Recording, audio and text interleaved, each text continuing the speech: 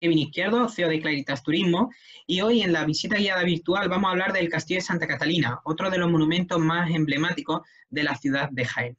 Estamos hablando de una fortificación que manda a construir Fernando III el Santo en el siglo XIII tras el pacto de Jaén con el rey Alamar. Está anclada en lo que es la cresta del monte de Santa Catalina, que junto al monte del Neveral, el Almendral y también el de la Himora, conforman lo que llamamos en Jaén el Parque Periurbano de Santa Catalina. Ese parque periurbano tiene 196 hectáreas, fue declarado en 2005 como bien de interés cultural. Eso hace que Jaén sea la única ciudad de España que posee un castillo dentro de su parque. Entonces es un elemento a destacar, entre otros muchos más que vamos a ir viendo ahora a lo largo de la visita guiada virtual. Antes de nada, quiero dar una breve pincelada histórica antes de la consecución de la propia fortaleza cristiana. Estamos hablando de que el Cerro de Santa Catalina, o el Monte de Santa Catalina, como queréis denominarlo, se trata del lugar, digámoslo así, de cobijo de todo lo que ha venido siendo la humanización de la ciudad de Jaén.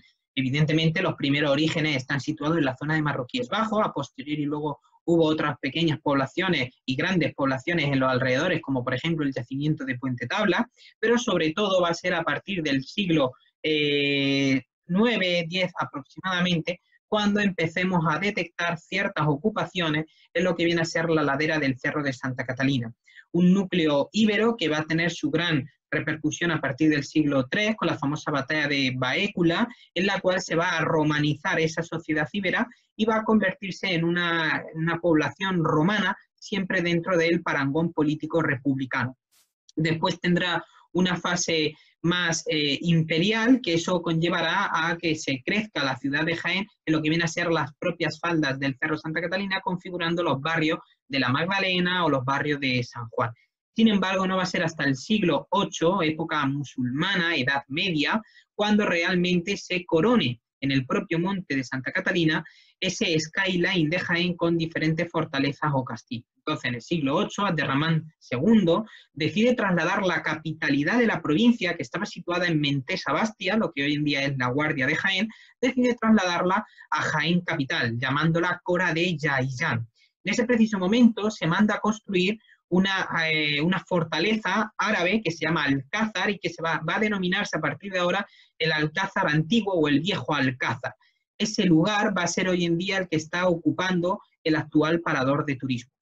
Luego en el siglo XII, época ya almorávide, va a ser cuando realmente se construya un segundo castillo, una segunda fortificación que se va a llamar el Castillo de Abregüí. Ese Castillo de Abregüí va a estar aproximadamente, para que me podáis seguir visualmente, hacia la derecha de lo que es el edificio del Parador, según miramos desde la ciudad de Jaén al Cerro de Santa Catalina, ¿de acuerdo? Es decir, toda la zona del Parador que refiere a la zona de piscinas, jardines y más hacia la zona de los merenderos, de la zona de barbacoa y de ocio que hay establecida actualmente, toda esa zona, hacia esa zona, es donde se dispondrá el famoso castillo de Abregüí. De las pocas notas históricas que nos han llegado, refieren que era un castillo totalmente defensivo y que tenía en su cara norte aproximadamente unos 6 torreones.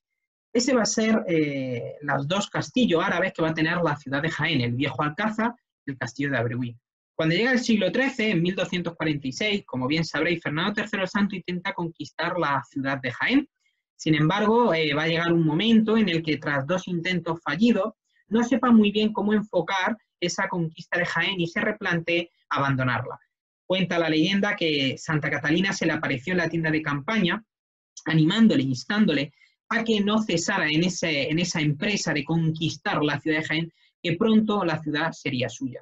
Entonces Fernando III el Santo pensó a nivel militar y estratégico y decidió sitiar la ciudad de Jaén, dejando a todos sus pobladores, a todas las personas que vivían dentro encerradas sin poder tener posibilidad de comercio, ni economía, ni nada parecido, y entonces quedó tan empobrecida y endeudada la ciudad que no le quedó más remedio al rey Alamar que ceder la ciudad de Jaén mediante una toma simbólica, que fue la entrega de las famosas llaves de la ciudad de Jaén. A partir de ese momento, Fernando III el Santo se queda con la ciudad y decide subir a lo alto del castillo de Santa Catalina, a lo alto del Cerro de Santa Catalina, para poder comprobar in situ en qué estado se conservaban los alcázares árabes. comprobando que tenía 2 alcázares, se dio cuenta de que había un pequeño problema, y era que la parte izquierda del Cerro de Santa Catalina, según lo miramos nosotros desde la ciudad, a nivel de orientación hacia la zona del este, perdón, hacia la zona este-sureste aproximadamente, pues vio que teníamos una zona bastante desprotegida. Entonces se le ocurrió la idea de crear otro recinto defensivo que fuese complementario al viejo Alcázar y al castillo de Abreuil, para que de esa forma pudiéramos tener todo el perímetro rocoso del Cerro de Santa Catalina literalmente fortificado. De esa forma evitaba que cualquier elemento de la propia barrera natural, que era la roca que tiene el Cerro de Santa Catalina, pudiera servirle en contra del rey, porque se pudiera apostillar algún soldado o algún enemigo, algún batallón que pudiera después sorprenderle en ataque. Entonces, al hacer un tercer castillo, vamos a tener sobre el skyline de Jaén hasta el siglo XIX la friolera de 3 castillos. 2 árabes, 2 musulmanes, recordemos el viejo Alcázar y el Abreuil, y uno nuevo que va a ser el castillo de Santa Catalina, que manda a construir Fernando III el Santo en aquel año 1246, denominado como el Nuevo Alcázar. Pues bien, ese Nuevo Alcázar es el que está a mis espaldas y que vamos a ir viendo poquito a poco y cómo la historia va a ir evolucionando. Pero antes quiero referiros un poquito a lo que era la puerta de entrada del propio castillo para poder ir aprendiendo ciertas cosas. Esta es la entrada original al castillo de Santa Catalina. Actualmente, cuando vais a visitarlo, pues resulta que tenemos una puerta recta, una puerta en pasillo, ¿no? Nosotros llegamos y subimos hacia arriba en una pendiente escalonada y sin ningún tipo de problema. Sin embargo, previamente a la construcción de este tipo de fortaleza, siempre las entradas iban acompañadas en una famosa técnica que se llama puerta en codo. Esa puerta en codo, como bien dice su nombre, permite, de acuerdo, que vayamos zigzagueando, es decir, se cree como una especie de pasillo laberíntico en el que vaya habiendo diferentes requiebros para de esa forma limitar el acceso del batallón enemigo. Imaginaros que estéis dentro del castillo, que sois los propietarios y que os viene un enemigo a atacaros. Entonces vosotros lo que tenéis que tener en cuenta es que a lo mejor sois inferiores en número respecto al ejército enemigo. Tenéis que utilizar todas las partes del castillo como elemento de defensa frente a ese enemigo. Entonces, esa puerta en codo servía de defensa. ¿De qué manera? Ese requiebro daba lugar a espacios, digamos así, ciegos, puntos ciegos, que a la hora de girar el enemigo por uno de esos requiebros podría encontrarse de golpe y porrazo con algún soldado que le pudiera atacar y al pillarle de improviso al enemigo pudiera totalmente ir desarmado o incluso al pillarle por sorpresa, pues literalmente fallecer en acto de combate. Pero sobre todo, lo más importante de esa puerta en codo eran las dimensiones de anchura que tenía. Estaba hablando de que eran unos pasillos muy estrechos en el que podrían coger una o si acaso 2 personas y muchas veces la medida estándar era una persona montada a caballo.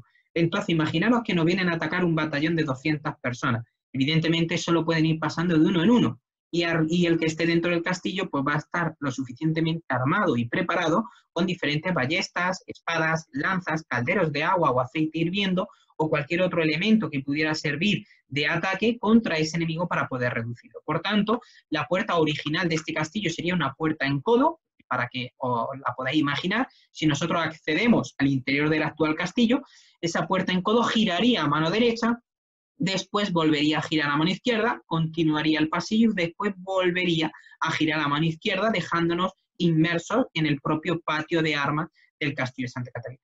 ¿Por qué actualmente tenemos una puerta de pasillo recto y bastante ancha en lugar de esa puerta en codo? Muy sencillo. Como he dicho, hasta el siglo XIX el skyline de Jaén eran 3 castillos.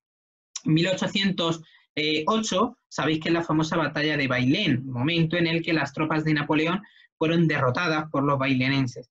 Pues bien, el ejército de José Bonaparte, que como nos gustaba a nosotros apodarle en España, pues Pepe Botella, resulta que decidió tomar una decisión importante, y era trasladarse a otra ciudad próxima que más o menos tuviera las mismas condiciones de vigilancia de lo que era el Valle del Alto Guadalquivir. Esa ciudad era la ciudad de Jaén. De 1810 al 12, en esos 2 años, fue cuando los franceses estuvieron alojados en la ciudad de Jaén, pero concretamente en la cresta del monte Santa Catalina, en los castillos, tanto árabes como cristianos. Entonces, en ese sentido, los franceses hicieron diferentes modificaciones en esa estructura. Para empezar, esta puerta en codo fueron los franceses quienes la eliminaron y dejaron la actual puerta en recto. Además de que fuera del castillo, al lado de lo que sería la propia puerta, si os fijáis justamente desde esta zona hacia esta parte, los franceses fuera del castillo construyeron incluso unas cocinas y unos almacenes para guardar los alimentos porque se le quedó pequeño toda la infraestructura arquitectónica que había dentro del castillo para todas las tropas de los generales y mariscales franceses, que fueron quienes se asentaron en este castillo de Santa Catalina, puesto que los demás, el resto del ejército, todo lo que era la infantería de a pie, de a caballo, pues literalmente estuvo alojado en el Alcázar Viejo, mientras que todo lo que eran los polvorines y la munición, pues estuvo guardado en lo que era el castillo de Abreuil. Evidentemente, con la marcha de los franceses en 1812,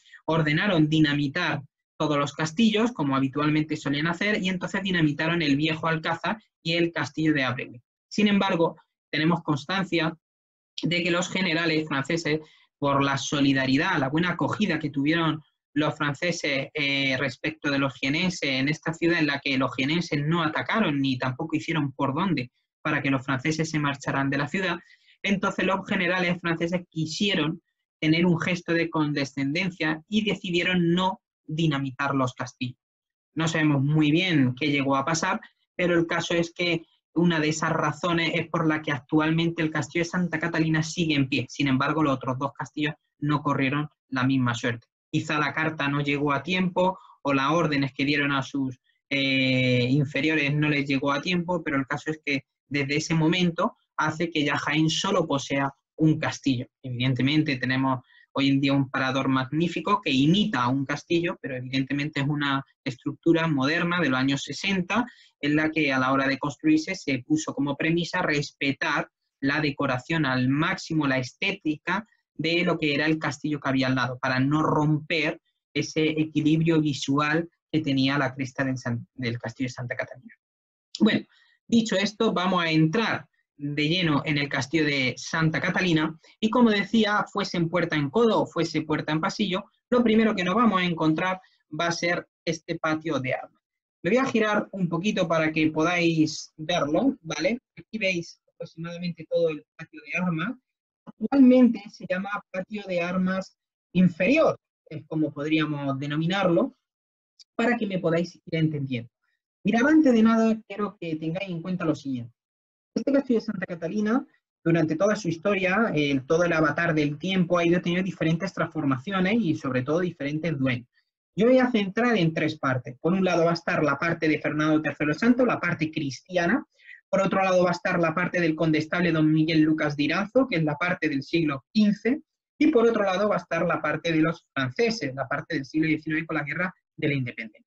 Bien, si nos centramos en la primera parte, lo que es la parte de Fernando III el Santo, cuando es el castillo cristiano, este sería el patio de armas que ellos tendrían, ¿de acuerdo? Exactamente para que hagáis una idea, este edificio que tenemos al otro lado de la imagen, que veis aquí justamente, este edificio, era el edificio donde se alojaría parte de los soldados que formarían la comitiva de los reyes cristianos, ¿de acuerdo? Antes de nada, aclarar que Fernando III el Santo es el que ordena construir el castillo, pero sin embargo no lo va a ver terminado. Evidentemente, cuando se termina la construcción del castillo, lo va a hacer ya a manos o siendo rey su hijo Alfonso X el Sabio.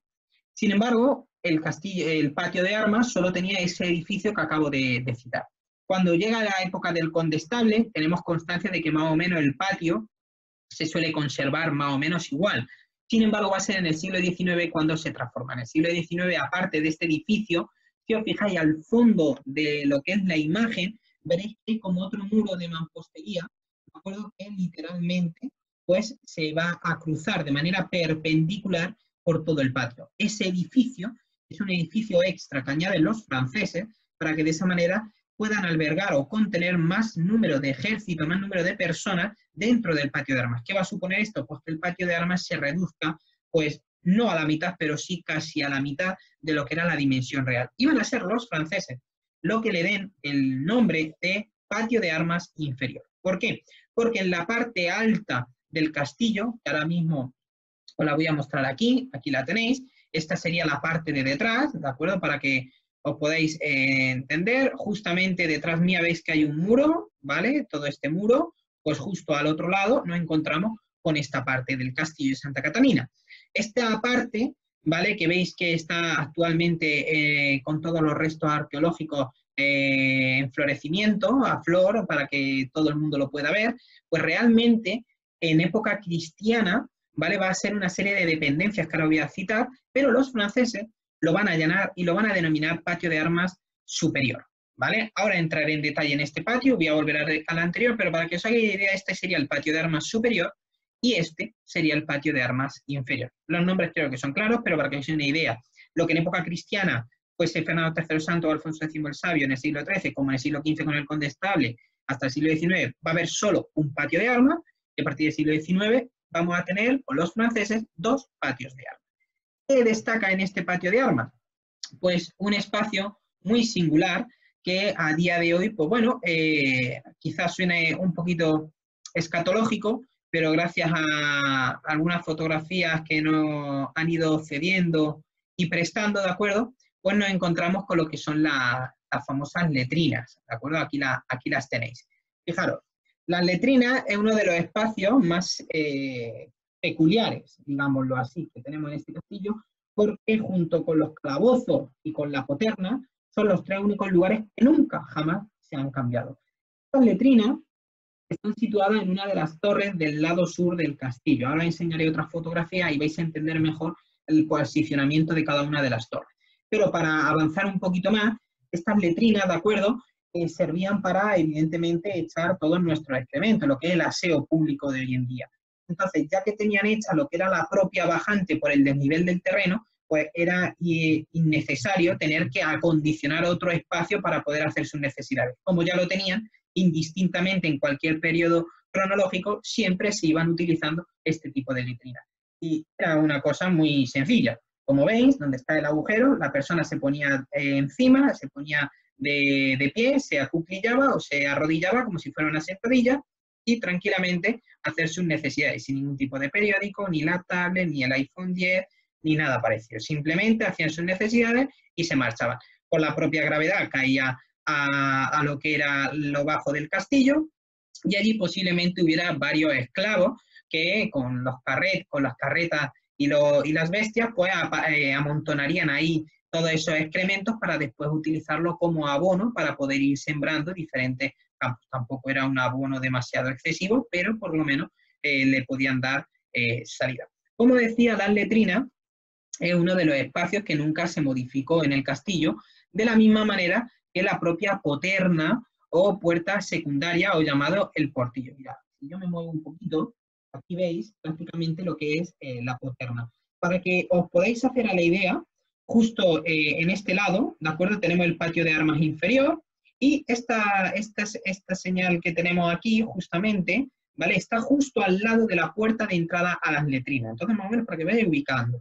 Entonces, esta puerta poterna realmente es una salida de emergencia. ¿Por qué se conserva? Una de las grandes razones es porque los franceses nunca se dieron cuenta, no supieron de su existencia, porque si no lo hubieran eliminado, porque estamos hablando de que es uno de los que, aunque sea una puerta secundaria, también puede servir como puerta de acceso al castillo por la parte sur, por la parte más escarpada, supuestamente más inaccesible al castillo, pero podía ser una boca de entrada al castillo. Entonces creemos que antes de los franceses, cuando los jienenses se agolparon al castillo y lo remodelaron para poder hacerlo un poco más impenetrable, aunque bueno, luego los jienenses abrieron las puertas a los franceses y bueno, fue un trabajo mal aprovechado. Pero como posiblemente creemos que esa puerta quedara cegada por esa intervención de los jienenses, y a raíz de ahí, pues los franceses no se dieron cuenta, no se percataron y con las recientes restauraciones, pues bueno, se hizo esta puerta, se volvió a rescatar esta puerta secundaria y a raíz de ahí pues hemos recuperado una de las escapadas de emergencia que tenía el castillo. Era algo vital, necesario y útil. Si el castillo, el punto más débil, es el lado norte, pues ¿qué va a hacer el rey? Luchará, pero si ve que está perdiendo y va a caer, antes que caer preso, decidirá escapar. Y esa huida tiene que ser por el lado contrario del castillo, que va a ser por el lateral sur, que es por esta puerta, por la que estáis viendo, que casualmente está en el lado más escarpado posible de la ladera del castillo, que es la ladera sur, la que da justamente a la zona de escalada y demás. Bien, como decía, este era otro elemento que no se toca a lo largo del avatar de la historia del castillo, que pertenece al patio de armas inferiores. Estamos en el lado sur, ¿de acuerdo? Y si os fijáis enfrente, lo que sería el lado norte, tendríamos una serie de torreones, como estáis viendo, el torreón de la Astronera o el torreón, por ejemplo, de la Vela. Estamos hablando de que el lado norte está literalmente fortificado, mientras el lado sur no tiene ningún tipo de torre, por el mero hecho de que he comentado de que por el propio escarpado natural del Cerro Santa Catalina, evitamos por la cara sur que puedan atacarnos. Entonces, como por ahí no van a atacar, es innecesario gastar dinero en construir.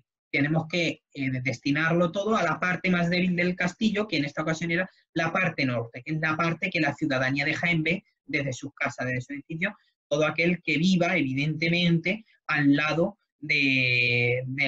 norte de la ciudad. Todo el que viva por la zona del seminario y demás, pues evidentemente tiene otra perspectiva, ¿no? Pero para que más o menos a grandes rasgos me podáis entender. Bien, vamos a seguir viendo y analizando otros espacios del castillo, ¿de acuerdo? Claro, aquí tenemos lo que son las prisiones y que realmente es otro de los espacios junto a las letrinas y el portillo o la poterna que tampoco se modifica.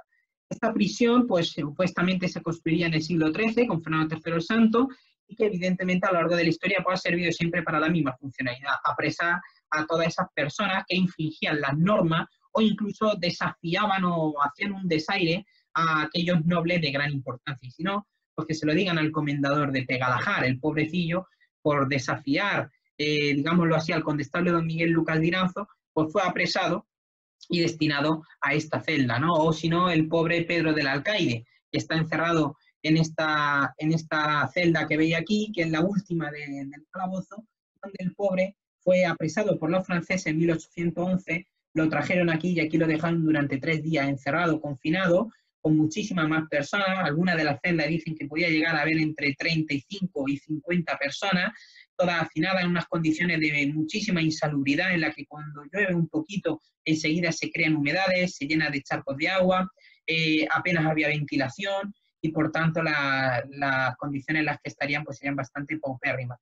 Como decía, el pobre hombre lo tuvieron allí 3 días, Pedro de Alcaide, y finalmente en vez de ahorcarlo dentro del patio de armas del castillo, lo ahorcaron en el arco, lo fusilaron en el arco de San Lorenzo. Pero como decía, unas celdas en las que tenían apresado a las personas, en las que muchas veces la condena no era solo la prisión. Si era un ladrón reincidente se le amputaba la mano, incluso muchas veces si era de una perteneciente a una familia muy rica, se le obligaba a la familia a dar una gran cantidad de dinero en compensación, o si era ya un ladrón o una persona que había infringido muchísimas veces las normas pese a después de los diferentes castigos, pues muchas veces se le expulsaba de la ciudad, se le echaba y se le prohibía la entrada, ¿no? Pero sobre todo muchas veces eran las prisiones, en este tipo de celdas, donde la alimentación fuera muy sencilla, pan y agua. Si alguna vez el alcaide del castillo, o por ejemplo venía una visita oficial de algún representante de la corona o de cualquier otra entidad, pues había algún pequeño banquete o alguna pequeña celebración importante, las sobras, algo de vino y algo de carne, pues se las darían a ellos, pero simplemente ese día de manera puntual o excepcional. Bien, más espacios que tiene el castillo de Santa Catalina es la Torre de la Vela. Si nosotros nos subimos a lo alto de la Torre de la Vela, que lo podemos hacer perfectamente, pues se aprecia tenemos aquí.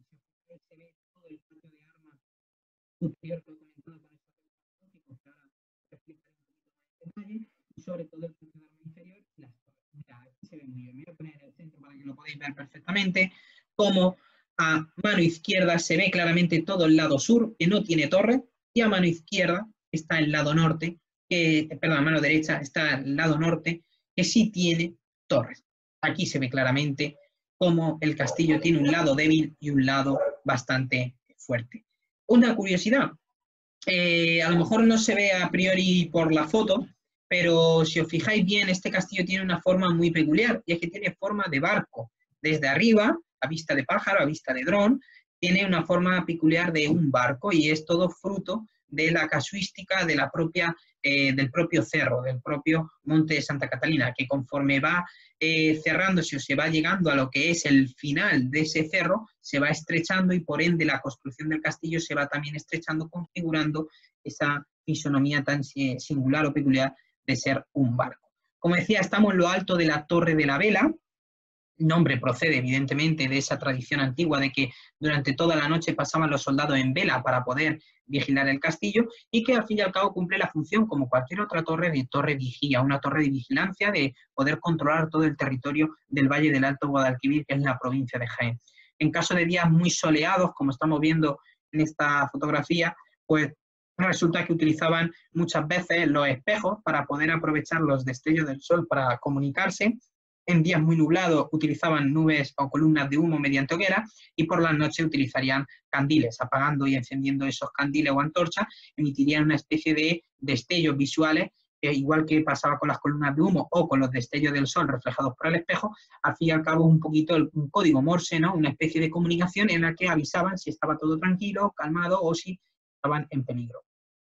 La provincia de Jaén, por si no lo sabéis, tiene infinidad de castillos repartidos por toda su geografía y dicen que seguramente pudiéramos tardar como máximo un día a pie entre castillo y castillo y sobre todo la comunicación sería tan excepcional de una fortaleza hasta la otra, estaría tan coordinada que dicen que se podía llegar a comunicar el castillo de Jaén con el castillo de Cazorla en tan solo 30 minutos.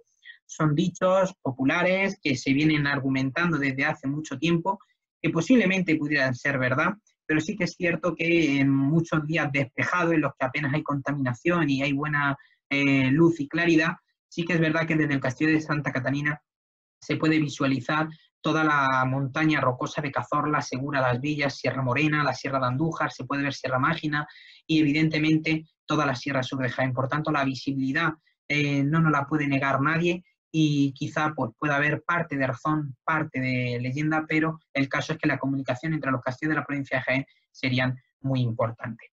Bueno, como decía antes, en el patio de armas superior del castillo de Santa Catalina teníamos algunas dependencias, de acuerdo, como veis esta que tenemos aquí, moler el grano, el cereal, la propia aceituna, de acuerdo, que tenía el castillo de Santa Catalina cuando lo funda Fernando III el Santo. Pero muchas más dependencias teníamos en toda esta zona que vais a ver aquí, de acuerdo, que era toda la zona esta que veis aquí, justamente, tenemos lo que era la sala de moliendas, sala de almacenamiento y teníamos hasta un pozo de agua. Realmente había dos aljibes, el aljibe mayor y el aljibe menor, pero el aljibe menor quedó literalmente seco con la ocupación de los franceses. Pero bueno, como decía, todos estos elementos que veis aquí, todos estos restos arqueológicos, pertenecen a esas dependencias del primitivo castillo cristiano de Fernando III el Santo, que posiblemente fueron también usadas, o por lo menos algunas de ellas podrían haber sido utilizadas por la ocupación del condestable en el siglo XV, pero que da muestra de cómo era el nivel del castillo de Santa Catalina, en el sentido de altitud. Porque si os fijáis, en el otro extremo, justamente aquí, tenemos una parte como más elevada, ¿verdad?, más periantada, que sería la zona de los franceses. Mirad, justamente aquí lo vais a poder apreciar mucho mejor. Si os fijáis, de acuerdo, justamente aquí tenemos una parte que está como más, digamos así, más elevada, ¿verdad?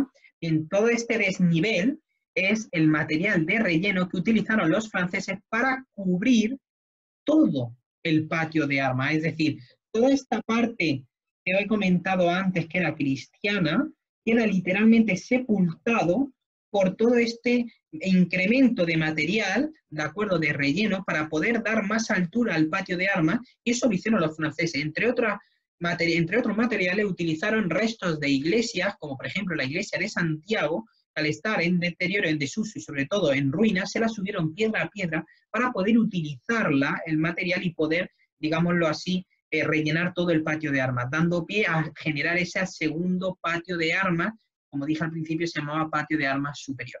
Pero si os fijáis, en esa parte de arriba hubo una construcción en época francesa y esa construcción fue el antiguo hospital que llegó a tener el castillo de Santa Catalina en ocupación francesa para poder contener en torno a 50-60 pacientes y llegó a tener 2 plantas. Aquí os muestro una fotografía antigua para que la podáis visualizar. A ver, estaba aquí, la tengo que girar. Me voy a girar un poquito para que la podáis ver. Más dependencias que tengamos en este castillo de Santa Catalina. Pues, por ejemplo, tenemos la dependencia de las mujeres, lo que viene a ser la Torre de las Damas. Esta Torre de las Damas, ¿de acuerdo? Supuestamente era el lugar donde estaban cobijadas y reunidas y durmiendo también, instaladas, digámoslo así, todas las mujeres que habitaban en este castillo, principalmente en el siglo XV con la ocupación del condestable. El condestable dormiría en su torre, que era esta torre que tengo a este lado, ¿de acuerdo? Que tengo a este lado, perdón, que es la torre del homenaje, esa sería la habitación del condestable, y sin embargo, la de las damas sería esta torre que estoy enseñándolo aquí, que sería la torre donde se alojaría doña Teresa de Torres y Portugal, la mujer del condestable don Miguel Lucas de Iranzo.